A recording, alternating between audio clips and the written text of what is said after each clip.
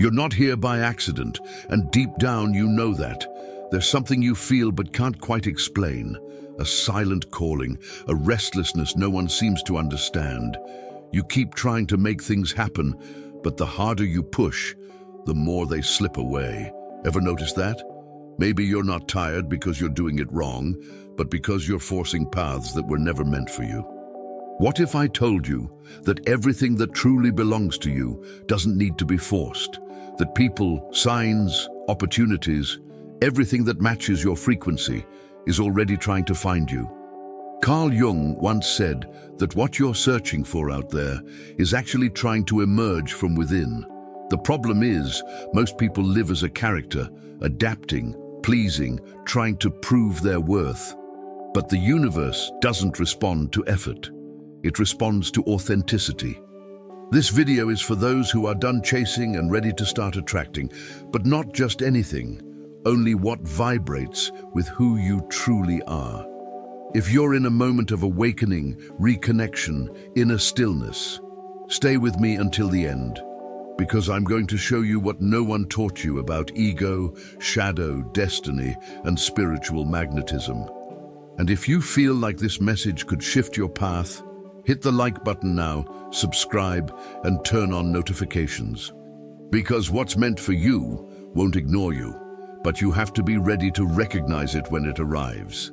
The silent dive, descending into the unconscious. She found she had to disappear in order to find herself again. But it wasn't about leaving social media or running away. It was an inward dive. Every day she sat in silence for 5 minutes. No music, no phone, nothing to do. And in that empty space where the noise of the world finally quieted, something began to whisper. Her soul. The emotions she had once ignored started to take shape, with color, scent, texture. Anxiety wasn't just a vague sensation anymore. It became the body's way of pleading, slow down. Carl Jung said that those who look outside dream, but those who look within awaken. And in that intimate moment, she wasn't just waking up. She was touching the surface of her own soul. That silence had more power than any outside advice, and science has already caught on. When you pause for just a few minutes and focus on your breath, cortisol, the stress hormone, begins to drop. The amygdala, the part of the brain that sounds the alarm for fear, slows down. You come back to center. It's as if the body, tired of living on autopilot, finally whispers, "Thank you for listening." This simple practice, 5 minutes of meditation before bed or right after waking up, may seem trivial, but trust me, it's a key. One that unlocks inner doors that have been shut for years. Often, it's not that answers are missing, it's that there's no space for them to show up.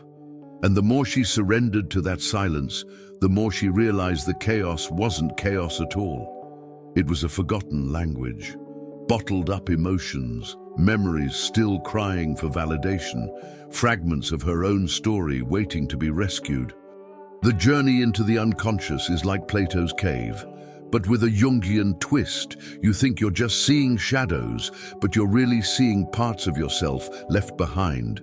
And when you start integrating them, the outer world begins to shift. Because ultimately, the outside world only mirrors what's happening within. You don't have to run off to the Himalayas or become a monk to experience this. Just close your eyes with intention. Sit for 5 minutes. Listen to what your body wants to say. Notice what's bothering you, what's pulsing, what's screaming in silence. You can write it down afterward, like an internal voice journal, or ask questions like, "What am I avoiding feeling?" Or, "Which part of me is asking for attention today?" Over time, you begin to tell the difference between the voice of the soul and the voice of the ego. And that changes everything. Because once you tune into that deeper frequency, living on the surface just doesn't make sense anymore. And that's when the question arises, what if it's this very depth that's been keeping you from forcing open doors that were never meant for you? Forcing vs flowing, when pushing becomes resistance. She spent years knocking on doors that wouldn't open.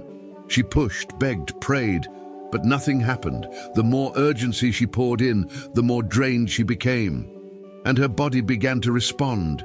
Unexplained exhaustion, tightness in her chest, creative blocks. It wasn't bad luck.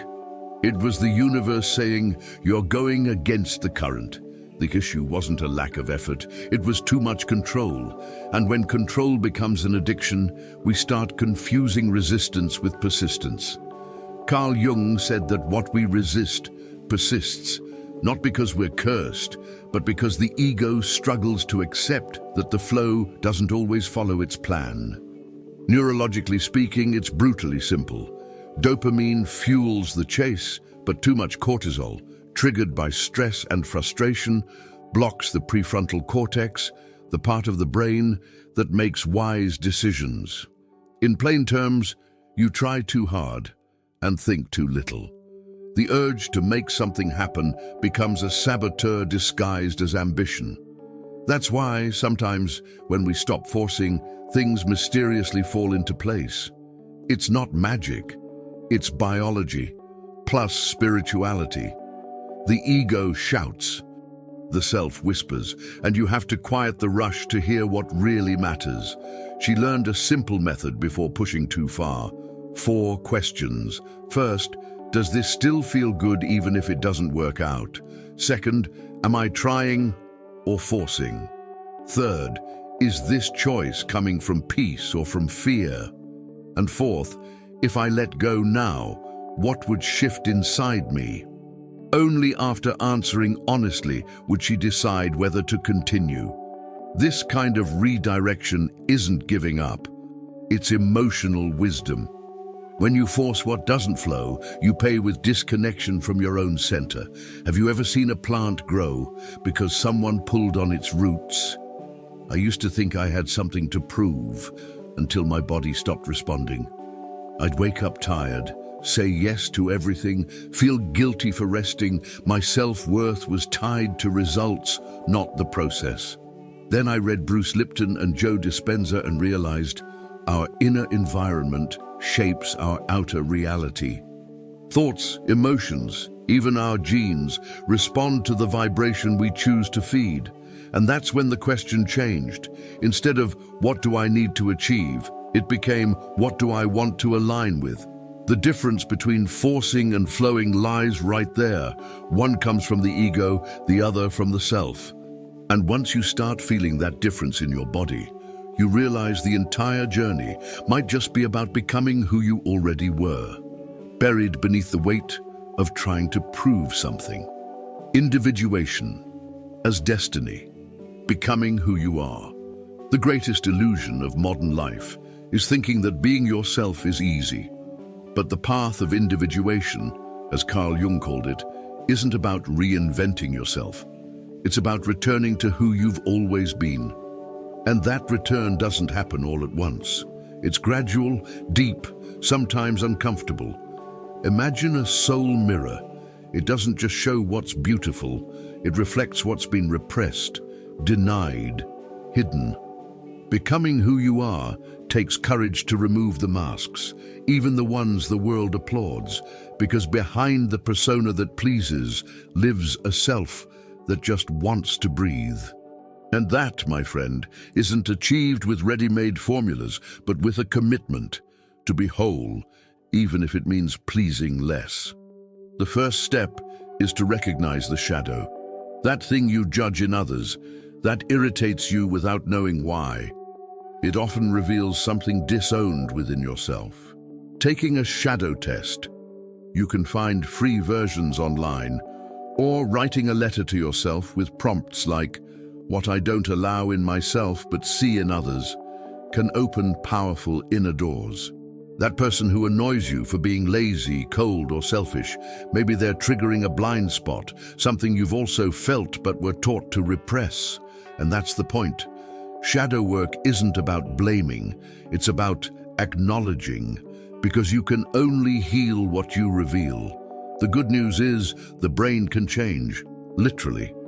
Neuroplasticity is the nervous system's ability to adapt and form new pathways, which means yes, you can build new versions of yourself. Contemplative practices like meditation, journaling, and even silent walks activate brain regions tied to self-awareness and emotional regulation. In other words, if you're willing, you can reprogram yourself. A great starting point is the book The Power of Your Subconscious Mind by Joseph Murphy. Another is The Biology of Belief by Bruce Lipton. Both show that destiny isn't fixed.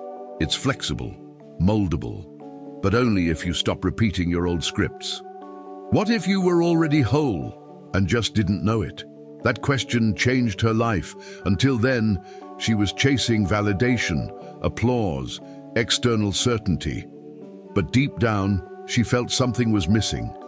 Discovering Neville Goddard and Lipton helped her realize that our inner maps, beliefs, memories, symbols, shape what we attract. And when you change those maps, you begin to become magnetic to a different kind of life. But this isn't about magic. It's emotional engineering. You rebuild the path when you start living from your center. And strangely enough, at that point, something shifts. You stop looking for in others what can only be found in your own inner mirror. And in that state of presence, the most unexpected signs start to appear. Invisible synchronicities, signs that don't show up on a map. She started noticing a pattern she didn't know how to name. Strangers would show up out of nowhere with just the right words. Books would appear on a random bookstore shelf as if they'd been waiting for her. A specific number, 1111, kept following her everywhere. At first, she thought it was just coincidence. Then she got suspicious. And finally, something shifted inside. What if all of this is part of something bigger? Carl Jung called this phenomenon synchronicity. Meaningful events that connect without an obvious cause, yet with an undeniable sense of purpose. It's not superstition, it's symbolic language. And the interesting thing is, it only reveals itself when you start paying attention. The ego-trained mind wants proof, plans, guarantees, but the soul works like a radar. It senses connections where logic sees only chance. Scientifically, the brain has a function called pattern detection, an evolutionary trait that helps us survive, but also helps us find meaning in chaos. The synchronization of neurons with deep emotional experiences can create the feeling that something is guiding you. And maybe it is. Maybe the collective unconscious, that field where everything is connected, is trying to show you that it's not you who has to force the path. It's the path that reveals you to yourself. A practical exercise. Start a synchronicity journal. Every day, write down any coincidence that feels meaningful, a phrase you keep hearing, a song that plays at just the right moment, a dream that somehow unfolds in real life. In no time, patterns will begin to emerge. And when you pay close attention, those patterns become a kind of map, not found in any GPS, but within your internal map. One client I worked with started doing this and realized that all of his life's biggest shifts happened right after he opened himself to the unexpected. He didn't plan them, he recognized the signs, and that changed everything. What if your destiny is already knocking on your door, but so subtly that only silence could hear it? That's where the invisible begins to speak. The problem is, we're so distracted, so addicted to the mindset of "I need to know now," that we leave no space for magic to unfold. Synchronicity isn't about being passive, it's about being aligned. It's not waiting for life to fall from the sky, but noticing when the sky sends you a whisper. And more often than not, that whisper comes right before the void. Because the universe, before giving you something new, often takes the old away. And that's when you begin to understand absence not as loss, but as preparation. The transformative void, when absence brings healing. She had always interpreted silence as rejection. When someone pulled away, she blamed herself. When a phase of life ended, she rushed to fill the space with a new project, a new relationship, a new addiction disguised as excitement. But one day, everything went dark. Nothing helped. The external noise stopped, and inside her, there was only an echo. That's when she realized it wasn't abandonment. It was preparation. The void wasn't punishment. It was the dark womb preparing her for rebirth. Carl Jung said that life demands we die symbolic deaths so that the self can rise from the ashes of the ego. The truth is, the brain hates emptiness. It wants to fill, control, understand. But there's an intelligence behind absence.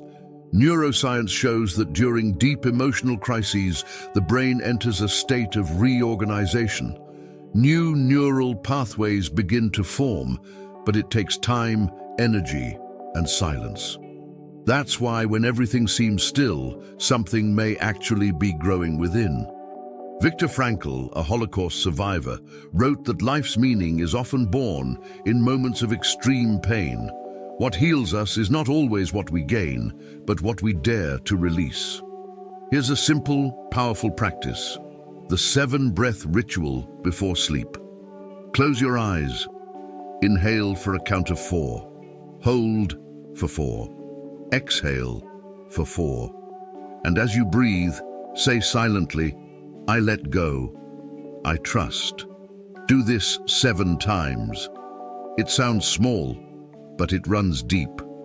One client told me that after just a week of doing this, he began dreaming of his childhood. Forgotten fragments resurfaced, along with the sense that the void wasn't the end. It was a cleansing. That internal pause is where rebirth lives, and there's no shortcut. Without emptying, nothing new can enter. This isn't about being strong, it's about being ready. The Gita speaks of acting without attachment to results. Frankl taught that even in suffering, we can choose our meaning. Modern positive psychology calls it post-traumatic growth, but they're all saying the same thing. There's a mysterious force that only activates when you lose the ground beneath you. And that's exactly when something new begins.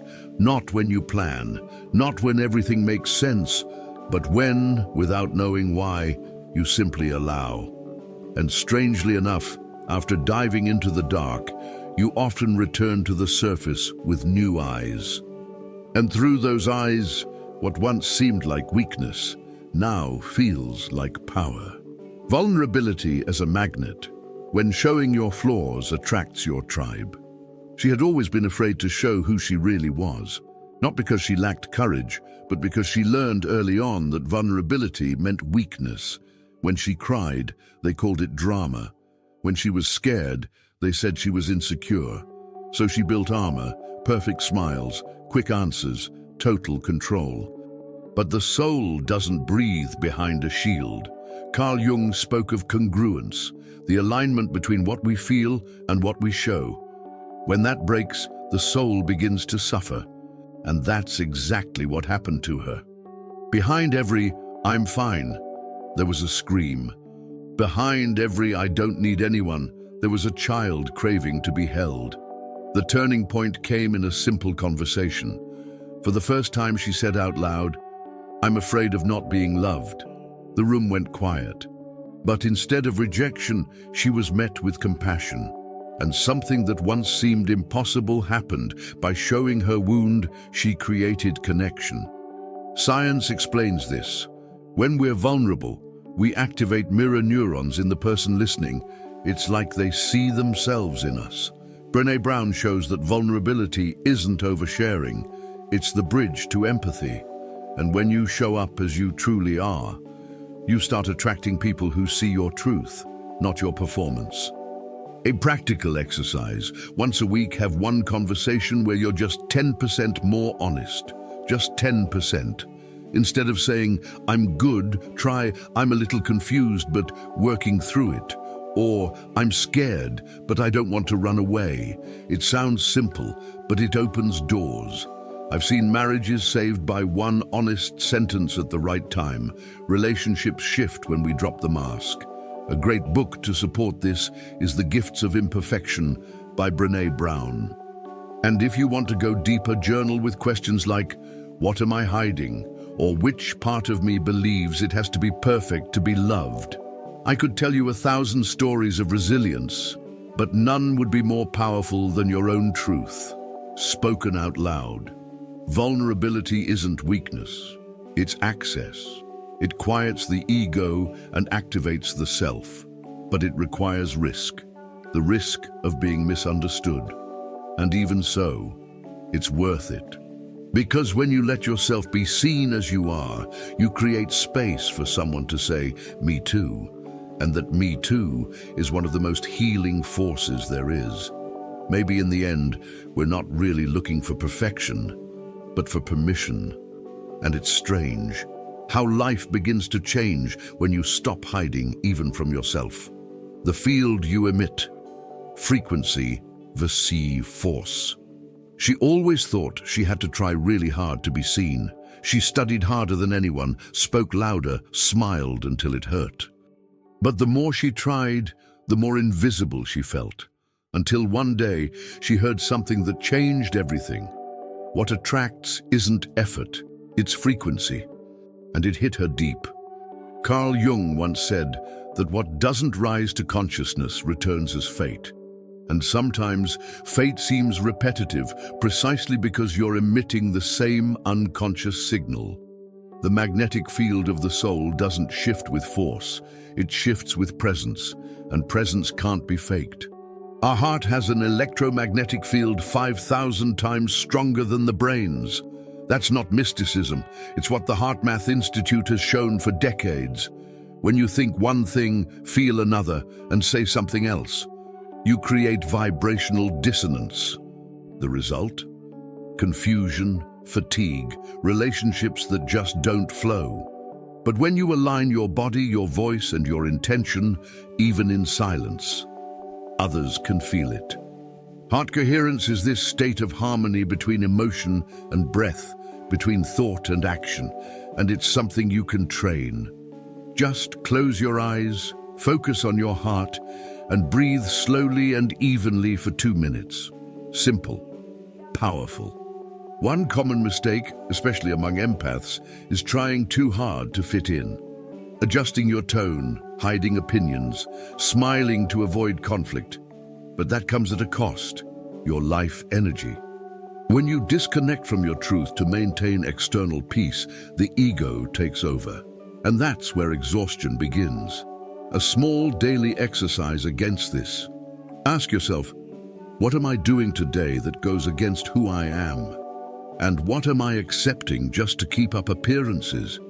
These little questions unlock big inner doors and eventually close the outer ones that were never meant for you. She finally understood. The field you emit is silent, but relentless. You can't fake vibration. You can't buy frequency. Mantras won't help if your body's clenched. Smiles won't help if your heart's tense. Everything communicates. And when you start choosing where you place your attention, who you exchange energy with, what you consume, what you nourish, everything begins to shift, not through force, but through resonance. And in that state, when you stop begging for space, you start naturally being seen. Strange, isn't it? Because that's exactly when certain people start to show up. And they're never just anyone. Recognition from others. Finding those who've seen your soul before. She was standing in an ordinary coffee shop line when it happened. A stranger looked into her eyes as if he already knew her, not from sight, but from soul. And in that moment, she felt something inexplicable, like something ancient had been remembered. Jung spoke of the meeting between anima and animus as a dance of inner forces projected outward. But sometimes, this kind of encounter isn't romantic. It's symbolic. It's as if someone, without trying, reveals who you've always been, before the world told you who to be. And in that silent recognition, healing begins. What's most surprising is, you can't force this. You don't find this kind of person through resumes, status, or beauty. You recognize them. It's a frequency, a familiar scent, a wordless, "I see you," Studies on oxytocin, the bonding hormone, show that deep connections form when people resonate through shared wounds and healing. When you allow yourself to be vulnerable, people don't connect with your polished image. They connect with your essence. And if that essence touches a wound they carry too, a bridge is built. And sometimes, that bridge is more life-changing than years of seeking approval. One story I witnessed was of a man who felt out of place everywhere. He was sensitive, intuitive, spiritually curious, but lived in a rigid corporate world. One day, during a conscious breathing workshop, he met a woman who finished his sentence before he could. She smiled like she was saying, "I've felt that way too." They never dated, but they became mirrors to each other, and everything in their lives began to change. Spirituality doesn't need romance to be powerful. Sometimes all we need is someone who truly sees us. Carl Jung, Neville Goddard, and even ancient myths spoke of this. The other doesn't come to complete you, they come to remind you, and the more you strip away the layers of persona, the more you attract soul-to-soul encounters, not role-to-role. When you live in alignment, those who recognize you don't show up by accident. They're destiny in motion. And maybe, if you look closely, you'll notice someone watching quietly, someone who wants nothing from you, someone who just needed you to remember that what's meant for you will always find you. Now tell me this, how many times have you tried to force something that clearly wasn't flowing? How many doors are you still knocking on even though deep down you know they're not yours? The truth is both simple and brutal. What's truly meant for you doesn't require force. It requires presence. You don't need to chase what matches your essence. You need to remember who you are, align your energy, release what's heavy and watch. Because when you move from the self, not the ego, life begins to respond. The universe doesn't ignore frequency, and what feels delayed is often just waiting for you to come home to yourself. So now I ask you, what mask are you still wearing that keeps your destiny from recognizing you? What part of you needs to be seen, accepted, integrated today? What are you ready to release? Drop your answers in the comments. I read everything, and I want to hear from you. If this video stirred something in you, helped in any way, subscribe to the channel, turn on notifications, and share it with someone who needs this message. Because when you reconnect with who you are, you become magnetic, and everything that's meant for you will find you at the right time, in the right way, and without ever needing to shrink for it.